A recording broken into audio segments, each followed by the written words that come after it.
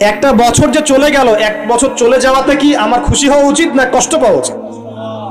মনে করেন আপনার 60 বছর হায়াত আছে, বা আমার 60 বছর হায়াত আছে, কথার কথা বলছি। এখন এক একটা বছর যে চলে যাচ্ছে, আমি কি মৃত্যুর দিকে একটু একটু করে আগাচ্ছি না? আপনি আগাচ্ছেন না কি ভাই? কথা বলেন, আগাচ্ছে কি না? তাহলে আমরা একটা বছর চলে যাচ্ছে মানে কি, আমরা একটা একটা করে ধাপ আগাচ্ছি কবরের দিকে। এখন আমার জীবন থেকে 2022 সালটা চলে গেল, তার মানে এক বছরে আমি কতটুকু নামাজ পড়লাম, কতটুকু রোজা রাখলাম, কতটুকু তসবিহ তাহলিল করলাম, কতটুকু দাওয়াতি কাজ করলাম, দিনের জন্য কতটুকু কি করলাম, এইটা ফিকি করা উচিত না আমার? আমার জীবন থেকে একটা বছর চলে গেল মানে আমি কবরের দিকে এক ধাপ এগিয়ে গেলাম। এখন এগিয়ে যাওয়ার খুশিতে আপনি আজকে উৎসব পালন করছেন। আস্তাগফিরুল্লাহ, কি বুদ্ধি মাথায় দেখেন।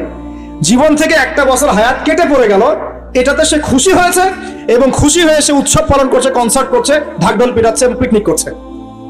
কত বুদ্ধি মাথায়! মৃত্যু কাছাকাছি আসলে কি মানুষ খুশি হয় না কষ্ট পায়?